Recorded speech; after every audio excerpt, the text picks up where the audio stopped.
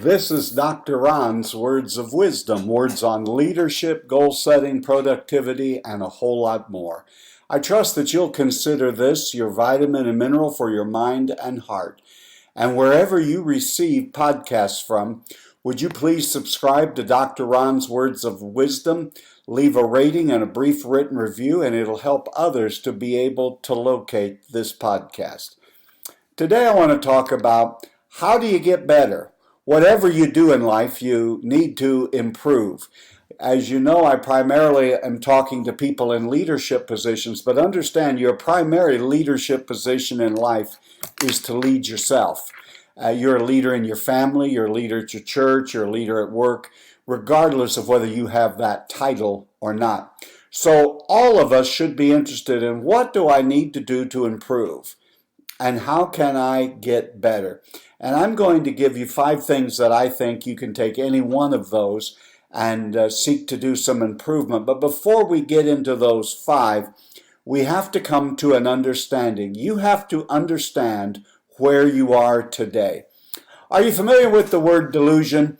There are many people who are just trying to fool themselves as to where they are. You think you're somewhere else that you really aren't, and you're trying to fool yourself. You need to understand why you are where you are and where you are today. Now, because I believe in God, I don't believe any of us are particularly accidentally where we are. But I'm wanting to not so much look at God's reason for having you where you are. I want you to think about you are exactly today where you've planned on being. How do I know that? Because everything that has happened in your life has led you to this very moment. We continually want to blame our parents, blame the country, blame the Congress, blame the president, blame our neighbors, blame our boss, blame nepotism, blame that no one appreciates who I am. And that seems to be almost elevated to a sporting event, at least in my country. Can you push back from that from a moment and look in the mirror and really ask yourself this important question? What have I done that has contributed to me being where I am today? What decisions, consciously or semi-consciously, have gone into it? If you sleep till noon and miss the morning opportunities, that's no one else's fault. And you can say, well, you don't understand. I get all of that. But until you and I take ownership of our own lives, our own attitudes, our own actions, the things that we do, until we get to that point, we're never going to get any better. We're never going to be in any different kind of a place. Because if you spend the rest of your days blaming your circumstance, your situation, your particular life on someone else, you're missing the major part. You have more control over what happens to you than you think you do. Then there is a providential sense in which I would say you are also then where you need to be. Someone right now where you live needs you. Someone where you work needs your influence. Someone in your family obviously needs your attention and they need your influence. And so before we can even really have a serious conversation on what are the things that I need to do to improve and get better, you have to have a basic understanding of why am I where I am today. Well, that's probably enough of that. You're wanting to hear the 5 things that I think you can do that will help you to improve. And here's the first one: face your fears. Many of us are where we are because we are afraid to move ahead. We're afraid to do what we might think we need to do. For instance, I heard a quote from Babe Ruth years and years ago.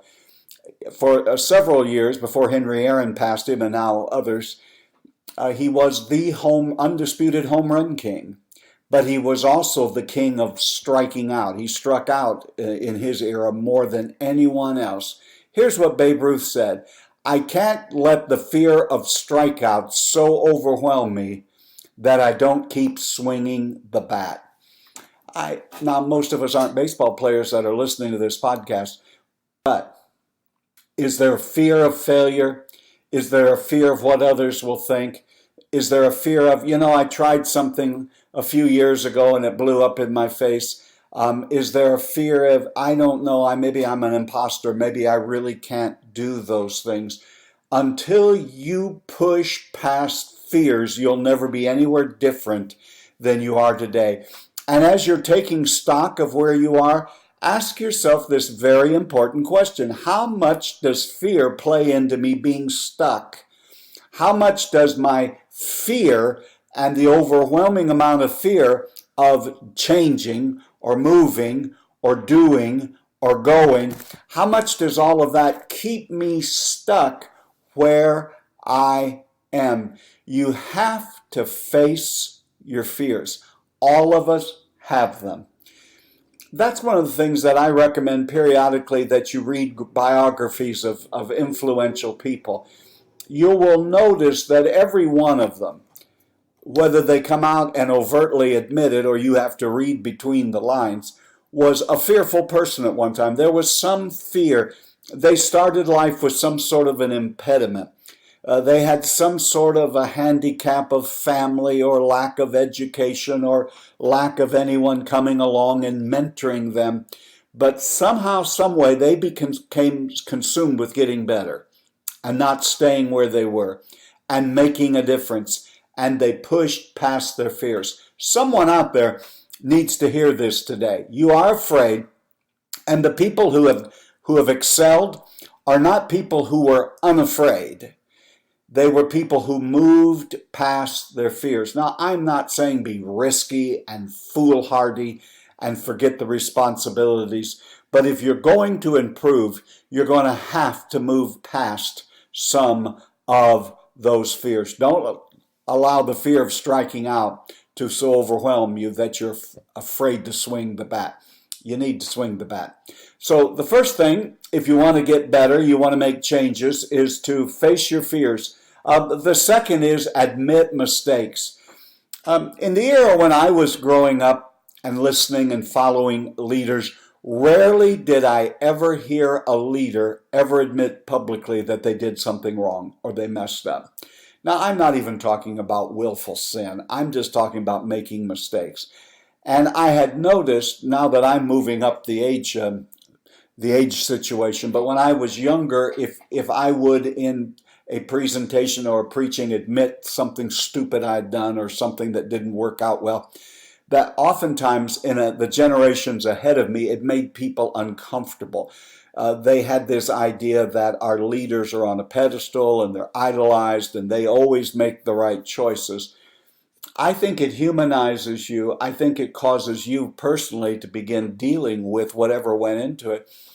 And I have to admit, I've learned some of the greatest lessons in leadership and life, not from all of the so-called successes or things that worked out well.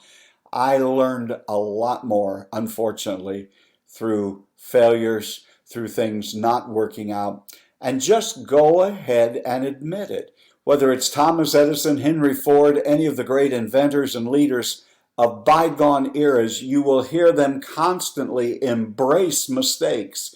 Because when they made a mistake, they learned one way that it doesn't work. You're not going to go from one perfect set of circumstances to the next. And many of us are so fearful of mistakes or problems that we are missing the whole school that could improve us, the teachers who could help us to get better and to improve. And if you're a person who is uncomfortable ever admitting you were wrong, you can't even say the word wrong, or that, hey, I tried something, I did something, I came up with this fantastic plan and it unraveled at the seams and didn't do one thing that I intended for it to do, admit that. Rather than people thinking you're not a person to be followed, it will give you credibility that you're real. And that if you are, when a leader is willing to admit when something didn't work, I think it raises the comfort level of people following that leader, because they say the leader isn't going to ignore reality. And if something doesn't work, they're going to make sure that we know that and move on.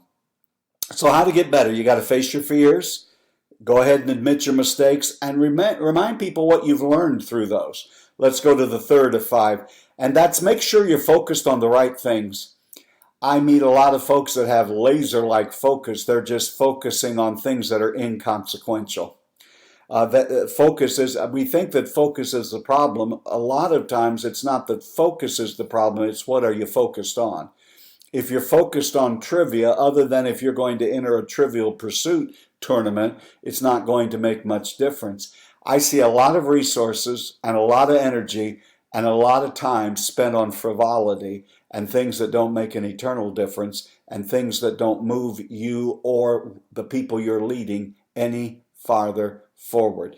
So if you want to get better, before I would tell you to focus, I would say before you focus, what are you going to focus on? Make sure that the things you focus on are things that are going to make you better, the organization better, going to make you stronger, going to help fulfill the goals that you believe in, the mission of the organization where you're working. So the third thing in getting better is make sure you're focused on the right thing.